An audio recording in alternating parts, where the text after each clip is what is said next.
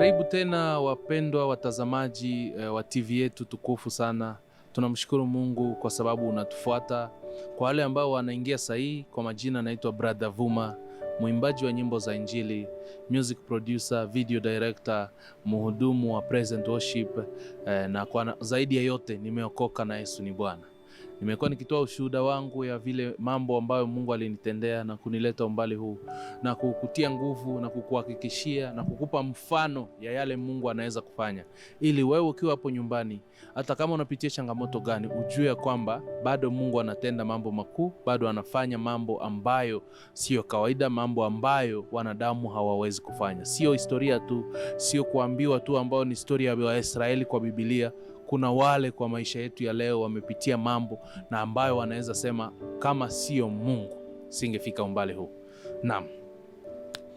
Nilikuwa nimefika mahali ambapo nimemaliza shule form 6, nimepewa diploma in business administration. Hakuna kazi, hakuna fedha ya kuendelea university. Mzazi pia yenyewe unaona hata amechoka. Wadogo wangu tayari pia wanahitaji hata kufika tu hiyo form, kumaliza high school. Mimi nimemaliza na siwezi tena kuwa pressure ati wadogo wangu waache shule juu mimi najaribu kusomeshwa nifanye university na wadogo wangu ni wasichana.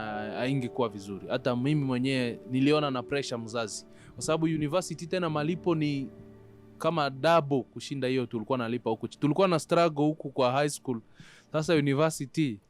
Kwa hivyo nimefika hiyo mahali hakuna kazi ni kuimba tu. Tulikuwa na band fulani ya kanisa Katoliki tu tunaimba, lakini tukimaliza kuimba hakuna kazi nyingine yote. Kwa hivyo tukawa tumepata kwa bad environment. Kumbuka wa Katoliki wanaamini hakuna shida kukunywa pombe, hakuna shida. Kwa hivyo kunywa kidogo ilienda ikakuwa too much. Tunavuta paka bangi sasa. Kwa sababu umekaa idle, hakuna kazi ya kufanya. Bible inasema ukweli. An idle mind is a workshop of the devil. Sio uongo, ni kweli. Wakati unakaa tu hivi haufanyi kazi, unatulia, hakuna jambo unafanya, unakaa peke yako, shetani atakuhubiria sana, atacheza na akili yako, hautaamini. Kwa hivyo sana tujipe shughuli, enda hata congregate na watu wengine, kana wapendwa wa shirika. Kama unapitia mambo magumu, enda uambie tu. Hiyo peke yake tayari itakupea environment ambayo Mungu anaweza kuhudumia. Lakini ukianza kukaa peke yako kwa nyumba, shetani anaweza cheza na akili yako sana, na unaweza anza kufikiria vibaya, unaweza jichukia, uingie kwa depression. Naam. Kwa hivyo mimi nimejipata kwa situation mpaka sasa tunavuta mpaka bangi. Yes. Yani hakuna pombe ambayo hatunge kunywa. Bora tu imekukeep akili yako hai hivyo. Usikue tu soba uanze kufikiria mashida ambazo zinatuzingira. Hautaki kukua soba. Yani hiyo pressure, stress, unafikiria ukikunywa ama ukivuta hiyo bangi, pressure itaisha, utasikia vizuri. Ikawa hivyo, maisha ikakuwa worse. Sasa ni kucheza na wasichana na kukunywa hizo mapombe. Yani bora umepata mtu atakubaia chupa 2. Nilikuwa kijana mdogo, lakini ungeniona wakati huo, ndugu mpendwa, nilikuwa nimezeeka kama shosho, kama kukaa. Na mimi ni kijana mdogo, Wacha hivyo navaa kasuti hivi.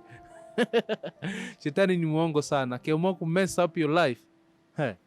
Kwa hivyo hali kawa imekuwa mbaya, lakini kwa sababu ya seed ya Mungu ambayo tayari ilikuwa imeingia ndani yangu.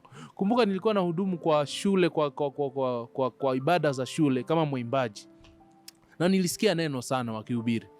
Sasa nikawa najiambia, na watu walikuwa wananiambia sana, unaimba kama kina Bahati Bukuku, kama kina Christina Shusho wakati huo wa kitambo. Nikiimba wimbo zao hizo, unikumbuke Yesu unapowazuru wengine, naomba unikumbuke. Wakati tulikuwa naimba hizo wimbo kwa shule, watu unaimba kama hao watu. Hizo wimbo za kitambo, Yesu wewe nakupenda, Bwana Yesu wewe nakupenda. Tukiimba hizo wimbo, watu unaimba kama hao watu. Lakini mbona sasa usiokoke tu, uamue kukua Kristo vizuri, Mungu akutumie kwa hiyo area. Kumbuka kwa Catholic waimbange nyimbo kama hizo kwa ibada. Kwa Catholic wanaimba hizo wanafuata malitaji zao. Hizo nyimbo za Maria, Ave Maria, hizo story. Kama umesha interact nao unajua, unaelewa. Naam, kwa hivyo mbegu tayari ya Mungu ilikuwa ndani yangu ya kuokoka. Watu wananiambia unaweza imba kama Bahati Bukuku, unaimba kama watu, uko na hiyo kipawa. Lakini sasa nimejipata kwa hali ya depression, nimekuwa mlevi, nimekuwa mvuta bangi. Sijui kama kuna maovi sikufanya. Tuseme tu hiyo sikufanya, sikuua mtu, sikuwa muuaji ama sikuingia kwa vitu kama hizo. Lakini hiyo tu anasa, cheza na wasichana, kukunywa mabangi, kukunywa pombe yoyote, pombe changa ya kienyeji ya chupa yote nitapewa tu. Environment, watu ambao wamekuzingira. Very important, be careful. Biblia inasema heri asiyekaa katika shauri la waovu. Mimi sasa nilikuwa katika shauri la waovu na nikawa nimefanywa mtu tofauti. Naam, siku moja tukawa tumevuta bangi. Tulikuwa navuta kwa room fulani. Hiyo ndio siku nataka kueleza hiyo, kwa sababu hiyo ndio siku nilianza ku change mind. Kwa sababu hiyo siku it was worse. Tulikuwa very far from home. Tukawa tunavuta, nilikuwa naelewa tukivuta, najielewa. Ikafika mahali sikujielewa. Ikafika tu mahali the next thing nilijielewa, nilifungua macho, nilikuwa kwa nyumba, kwa kitanda yangu nyumbani, nimeangalia juu. Nimeona tu mabati. The next thing nakumbuka ni tulikuwa navuta bangi kwa karumu. Hiyo mahali tulikuwa navuta hiyo bangi ni mbali sana na nyumbani. Nikaita ndugu zangu nikawauliza, by the way, kuliendaje? Nilifika hapa aje? Kaniambia, mulikuja tu. Mulikuja hapa na mabesti yako, ushachanganyikiwa, mshalewa. Mulikuja paka hapa tu. Na mkaingia kwa nyumba tukakuacha, ukaingia kwa nyumba ukalala. Nikasema aje, nililala aje, nilifika hapa aje? Juu hiyo mahali ndio utoke, hiyo mahali tulikuwa navutia na nyumbani kwetu. Kuna magari mengi, kuna mahali kwingine yani kilalo, kuna mahali kwingine kilalo sio nzuri, hata ni miti miwili tu imewekwa hivyo. Kwa hivyo haiwezi pitwa na mtu hayuko soba, utaangukia ndani utakufa. Na ni mbali, ni shimo, ukianguka ndani kichwa itaanza kwa mawe na utafariki. Kuna mahali kwingine magari, area iko busy, motorbike ziko nyingi. Nikawa najiuliza swali moja, nilitokaje kutoka huko mahali tulikuwa mpaka hapa na sijajielewa? Nilipitaje kwa hizo danger zote mpaka kwa nyumba na sikuwa najielewa na sikujua niko wapi? Ilikuwaje? Hiyo jambo ikanigusa sana. Nikaona yani kuna uwezekano ningekufa jana, kwa sababu kuna mahali tulipita. Nikakumbuka hiyo njia tulipita, kwa hiyo daraja ndio naita kilalo. Ukisikia daraja ina miti miwili tu na shimo ndani ya bahari, iko mbali sana. Watu wengi wamekufia hapo, manake walevi wakikuja kupita hapo usiku kwa hiyo daraja wao wanaanguka ndani, kichwa inaanza kwa mawe kabut. Watu wengi wameokotwa hapo ndani ya hiyo daraja, wamepoteza maisha yao. Walianguka hapo kwa sababu walikuwa hawakuwa soba, ama walipita usiku na hawakuwa wana vizuri. Mimi nilipita hapo nikawa nimevuta bangi na sijielewe. Nikajiuliza ilikuwaje, nilipita hapo aje? Sikuamini. Nikaanza kujiambia hii kitu basi nitakuja kukufa kama nikiendelea hivyo. Nikaanza kuhisi hivyo tu, basi hii kitu itanimaliza. Kama nimetoka hiyo place mpaka huko kwa hizo danger zote na sijielewe na nilimejipata tu kwa nyumba, hiyo hapana. Hiyo kitu hapana, itakuja kunimaliza. Juu nitatembea hivyo, nigongwe na gari niende, ama nipite kwa hiyo daraja ya miti miwili. Nikaona hapa sasa naelekea kwenda, na nikawa nimesikia uoga kwa ndani yangu kabisa. Nikajua sasa hapa ni kama nikiendelea kufanya hivyo sasa niko mwisho. Rafiki yangu mwingine akapea mtu mimba, wakamletea bibi kwao nyumbani. Tukaona hii mambo inaanza kuwa serious. Sasa hana kazi, hana chochote, tuko hali moja, ameletewa bibi.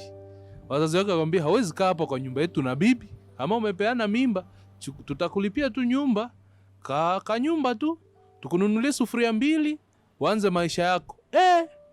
Nikasema basi, imekuwa mambo ya kuanza maisha. Kumbuka sasa hiyo mimi niko miaka na karibia 20, around there 20 something.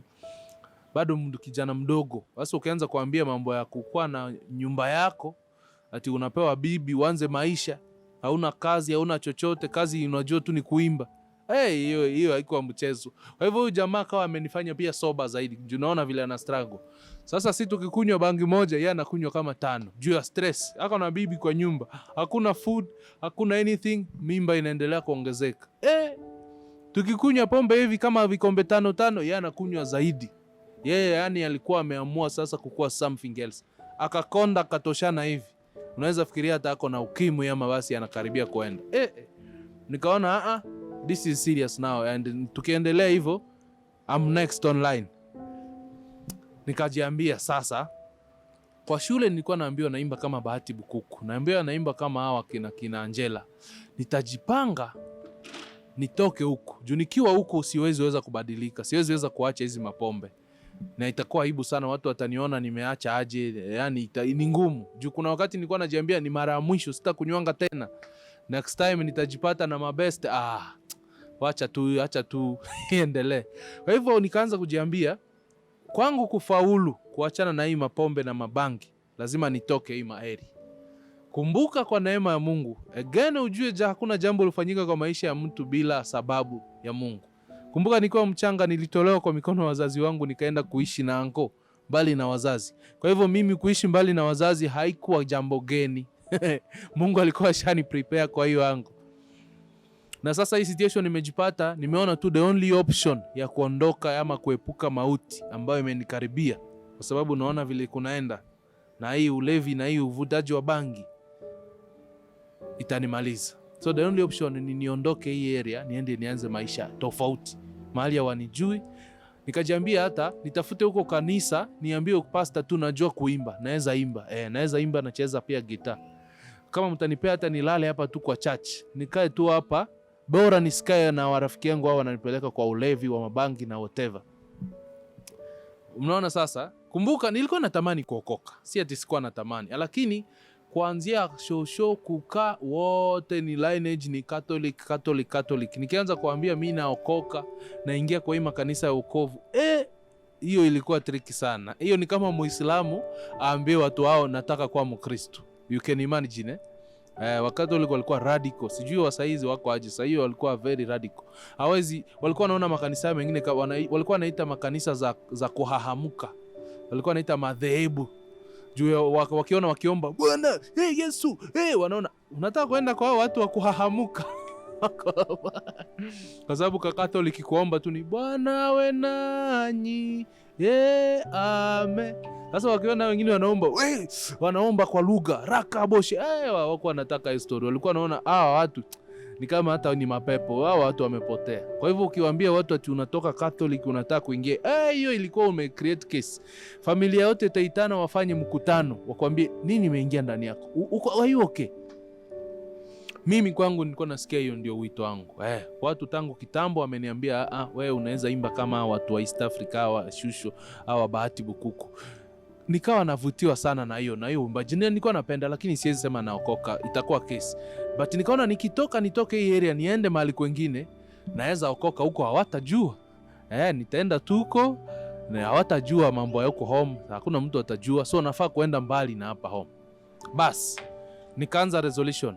Nikajiambia kila siku kabla nilale nitakuwa naomba Mungu. Nilikuwa nimeshasikia watu vile wanatoka wanaenda Kampala, wanaenda kuimba East Africa, wanakuwa waimbaji wakubwa. Mmoja wao, mfano wao ni mmoja ambaye yuko hata hapa Kenya, Solomon Mkubwa alikuwa nchi Congo na alikuwa anaimba huko na ameanza kujulikana. Wakati alivuka huko East Africa akaja huko akakuwa mwimbaji mkubwa. Kwa hivyo kuna picha, mwingine ni Angela Chibalonza. Kwa hivyo kuna picha ambazo zilikuwa ananionyesha wewe ukitoka huko uende huko ungangane, Mungu anaweza kuinua. Kuna hiyo feeling nilikuwa naona tu. Kwa sababu ukikaa huku ni kifo iko mbele yako tu. Hii ulewaji hii na hii maisha mnaishi hapa ni kifo tu inakungojea. Bas nikajiambia sina uwezo, sina pesa ya sijawahi toka Congo, sijui boda inakaaje, sina rafiki huko, hakuna mtu ananijua, hakuna jamii huko. Kwa hivyo hakuna vile ningetoka tinasema naenda Uganda. Lakini nilijiambia Mungu nifungulie njia, nitengenezie njia. Kama hata nitapata mtu anaweza nipeleka, kama hata nitapata pesa vile naweza enda, ama mtu anipatane na mtu anajua hiyo njia nipeleke, nitashukuru. Nikajiambia kabla nilale, hata kama nimelewa, hata kama nimevuta bangi, kuanzia leo sitawahi lala bila kuomba Mungu anifungulie mlango, nitoke huku niende East Africa, huko mahali kina Bahati Bukuku wanaimba, niende nikae kama wao. Hiyo ikawa ombi langu. Sijui hiyo bidii yote ilitoka wapi, but trust me, katika ulewaji wangu, ulevi, uvutaji bangi, nilidecide nitakuwa nafanya hivyo. Na nikawa mwaminifu. Nilikuwa nikienda kulala nakumbuka sijaomba. Sasa hiyo nimelewa. Napiga magoti chini naambia Mungu, najua nimelewa. Lakini Mungu, kumbuka nilishasema siwezi lala bila kuomba. So niruhusu tu niombe, unisamehe nimelewa. Lakini kwa sababu nimeshaamua sitawahi lala bila kuomba na kuombea safari yangu kutoka huku kwenda nchi nyingine, wacha tu niombe. Nikawa naomba tu kwa ulevi. Mungu ni wa rehema sana. Mungu ni wa huruma. Alielewa hali yangu kwa wakati huo. So ikawa hivyo, kila siku jioni naomba, Mungu nibariki, nisaidie, nipate uwezo, niende East Africa, niwe mwimbaji kama Bahati Bukuku. Ikawa hivyo tu kama wimbo. Sikuwa najua mambo ya Mungu deep sana. But nilikuwa nimejifanya tu hivyo. Sina mtu anaweza nisaidia. Sina mtu atakuja nipe pesa niende. Hope yangu ilikuwa ni Mungu afanye tu kijambo, kimuujiza itokee tu. Mtu anipende, anionyeshe hiyo njia ama yani tu kimuujiza tu. Yani hakukuwa na option nyingine. Nice. Siku moja nikaendelea tu na hiyo hali ya maombi. Niliomba mpaka sasa ikawa imekuwa zoezi. Hata kama nimelewa, hata kama niko soba, naomba tu Mungu nisaidie niende East Africa. Ikawa kama wimbo. Ikawa tu maombi kama kawaida. Ikawa wimbo tu, nikaendelea. Siku moja mama yangu alikuwa na kashop kadogo kwa barabara, just kwa main road. Kwa hivyo akawa amenichagua mimi ndio nitakuanga nikilala kwa hiyo kashop kujulinda usiku. Mchana wakifanya huko kazi, jioni ikifika mimi naenda kulala huko kwa kulinda mwizi asikuje abomoe aibe vitu. So nilikuwa nalala kwa hiyo kashop kwa main road. Kuna mtu alikuwa anapita usiku kama 5 to 4, between 4 and 5 am. Kulikuwa bado kagiza kadogo. Mtu akawa anapita kwa barabara kihubiri. Sijui kama watu kama hao walikuanga huko asubuhi mapema, mtu anapita kihubiri. Amini Yesu upate uzima. Mungu anakupenda ndugu. Yesu anakupenda. Mimi si nimelala hapo nikasikia mtu anashout huko nje. Yesu anakupenda. Mungu anakupenda. Akawa amekuja amepita karibu na hiyo duka mahali nilikuwa nalala. Akiwa tu hapo karibu na duka akasema, hata kama unataka kwenda wapi dunia hii, hata kama unaenda Kampala ama Uganda, hata ukienda wapi, kama haupokee Yesu ni sawa na bure. Lakini ukienda na wewe umemjua Yesu na umempokea kama mwokozi wako, utafanikiwa.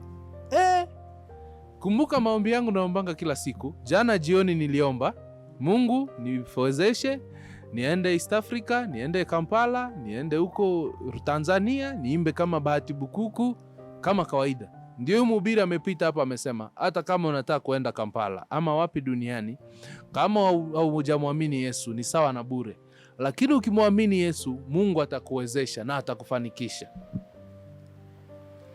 Nikafungua mlango kwa sababu nilisikia conviction. Huyu mtu anaongelea hapa mambo ya kwenda aje, na jana jioni niliomba mambo ya kwenda. Nikafungua mlango. Ilikuwa asubuhi mapema. Between 4 and kulikuwa bado kagiza kadogo. Kufungua mlango, huyu mtu alikuwa na move. Kwa hivyo alikuwa ametoka kwenye duka yangu akiendelea kwa hiyo road. But hapo mbele kwa hiyo road kulikuwa na barabara imeingia tena hivi. Nikawa nimetoka nje, sikumuona. Nikaona fikiri maybe amefika hapo akapiga kona, ameendelea kuhubiri huko. Nikakimbia kwa hiyo kona, nikaangalia hiyo area, sikuona mhubiri. Na mimi nilisikia vizuri mhubiri alikuwa anapita hapo. Na haikuwa mara kwanza, kuna mtu alikuwa anahubiringi. But hiyo siku ni vile aligusa mambo ya kwenda East Africa na uende wokoke. Hapo ndio nilikuwa nakosana. Kwa hivyo sikuwa na huyo mhubiri. Hiyo mchana yote nikashinda nikifikiria, mbona huyo mhubiri akuje kuongea mambo ya East Africa kwa duka yangu tu hapa? Nikasikia mchana yote sikufikiria mambo mengine, nilikuwa najiuliza tu, kwani inaweza kuwa Mungu ananiambia ukienda na uokoke na upokee Yesu utafanikiwa? Ama ni mimi nafikiria, ama huyo mhubiri, mbona sikuona huyo mhubiri? Ama ilikuwa mhubiri ama ilikuwa ndoto? Nikawa na maswali chungu nzima mchana mzima. Sasa mchana the same day, mchana katika kukaa huko kwa duka mama yangu, alikuwa wakati mwingine anani appreciate, ananipea kapesa kidogo, nilikuwa nimeweka kidogo. Mchana kuna rafiki yetu mmoja wetu tu wa walevi wenzangu akaja kwa duka, akaja kwa nyumbani kwetu, akapata tukila chakula. Na alikuwa anafanya kazi ya motorbike, alikuwa amekuja na motorbike. So tukala chakula. Nikaanza kuambia tena, unajua siku moja mimi nitaendanga East Africa. na nitaenda kuwa mwimbaji mkubwa kama kina Bahati Bukuku. Wakanicheka wote.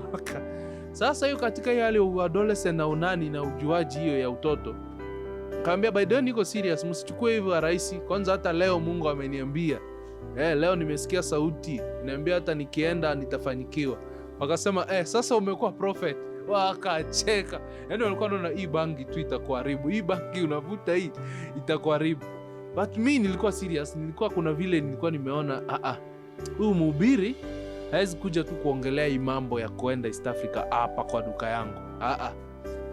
Huyu jamaa wakanicheka hapo, nikawa nimesikia vibaya na nikajaribu ku approve point.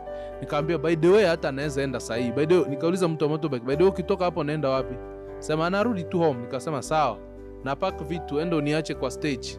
Wakacheka wakasema kwani jana tena ulivuta ingine ama shida iko wapi? Haya, nilikuwa nafanya kijoke but nikataka ku approve sasa. Si unaona hiyo prove my boys wengine niko serious. Anyway nikafikiria by the way siningu na do kidogo. Nikaenda kwa dad.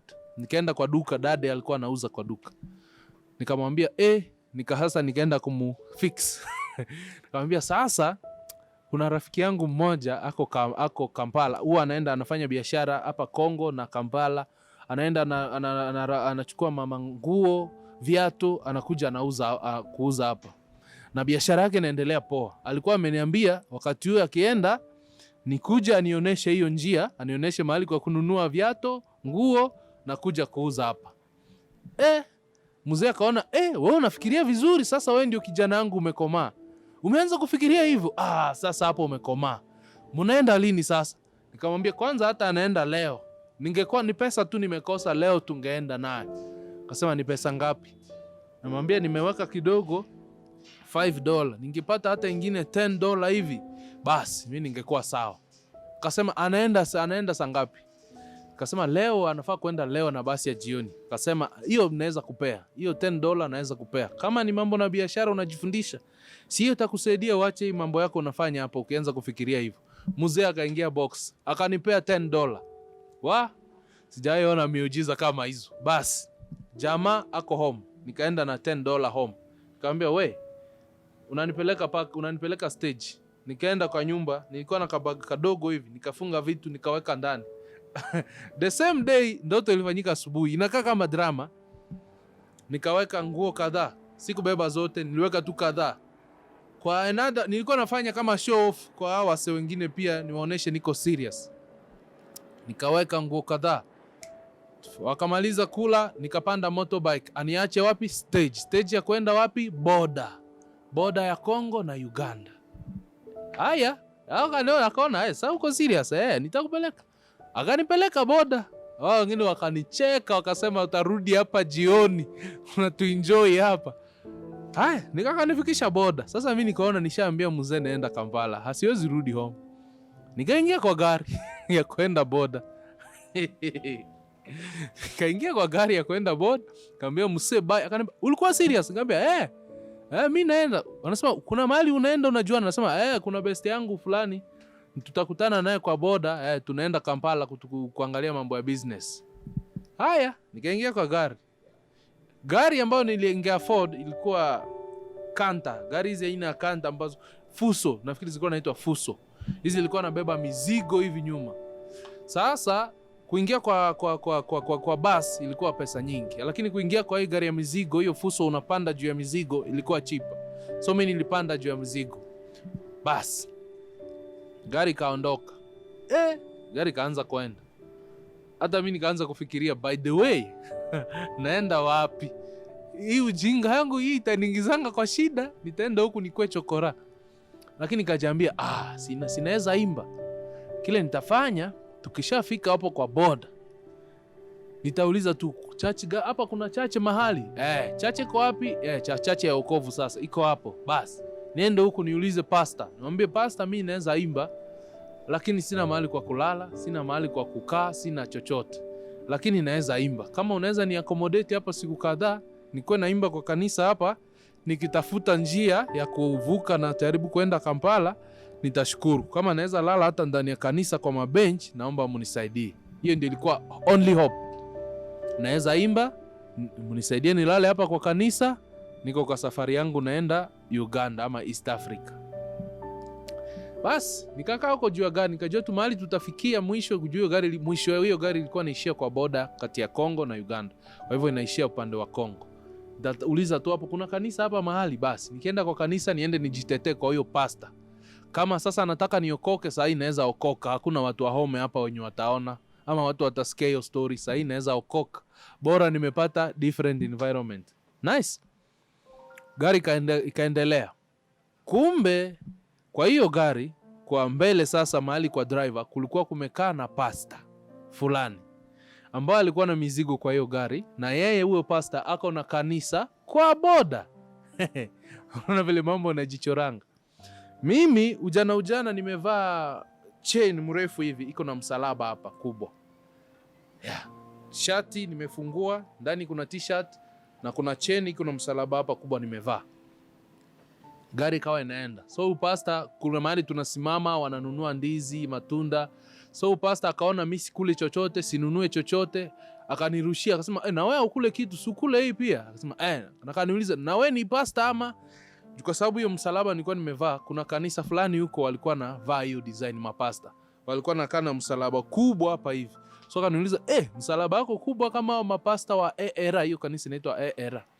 Nikamwambia hapana, mimi si pasta, lakini mimi ni mwanamuziki. Akasema unajua kuimba? Nikasema sana. Unajua kucheza gitaa? Nikasema ndio. Akasema unajua sasa mimi niko na kanisa hapa kwa boda, na nimenunua magitaa na madrums kwa watoto wangu, lakini watoto wangu hakuna mtu anajua kuzicheza. Bado natafuta mwalimu anaweza wafundisha hata kwa muda kidogo, at least waanze kuzicheza. Juu zinakaanga tu hivi azichezangu. Sasa juu nilikuwa kwa njia peke yangu na huyu mtu simjui, nilikuwa na woga pia. So sikumwambia ni sawa, nimwambia tu wacha tufike kwanza tutaongea. Mimi naenda Kampala, mimi naenda huku Uganda, kuna mahali naenda kwa mambo ya muziki. Wacha tukaribie tutaongea. Akaingia kwa gari, safari kaendelea. Tukao tumekaribia boda. Nikafikiria huyu pasta kama ni kweli yako na kanisa na iko kwa boda, si hata naweza shuka naye tukae kwa hiyo boda, tukae kwa hiyo kanisa, tukae kidogo siku kadhaa, nikiona vile boda kunakaa na nikisoma strategies za kuvuka, sasa niingie upande wa East Africa. Basi tukafika, pastor akaniambia hapa ndio boda, mimi nashuka. Ulionaje hiyo story nilikwambia? Nikamwambia ni sawa pastor, lakini maybe tusipite zaidi ya 2 weeks na wafundisha tu at least wiki moja ama 2, wakianza tu kushika utani release, mimi niendelee na safari yangu. Huyo pastor akasema sawa. Bas tukashuka na huyo pastor.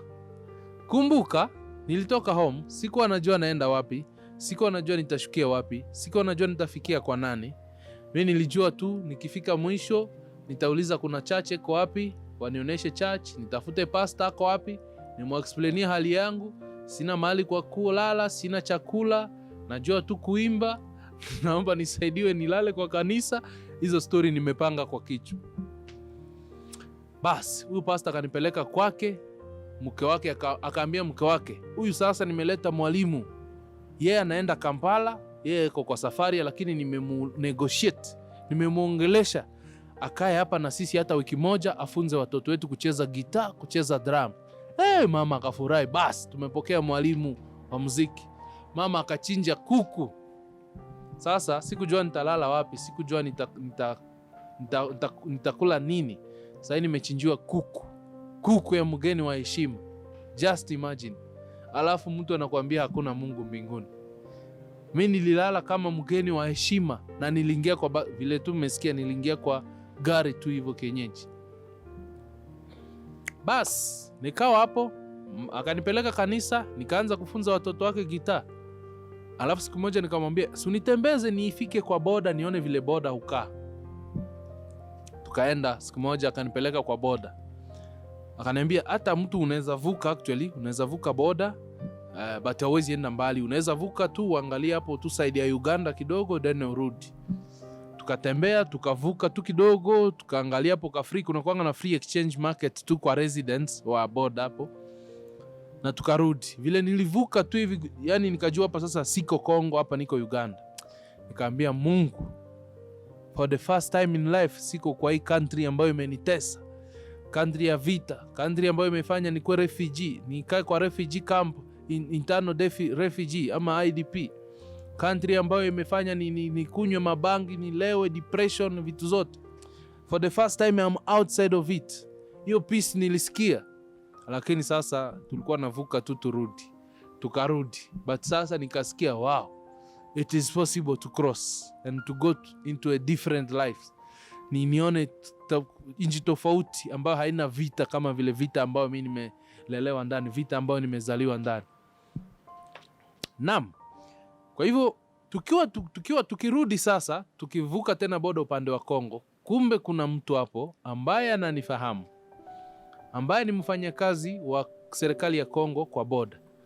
Kaniambia, umefika huko aje? Nikasema, mimi niko na huyu mzee, niko hapa, niko kwa safari yangu ya Kongo, lakini kwa sasa nafanya kazi kwake, nafunza watoto wake gitaa, mambo kama haya.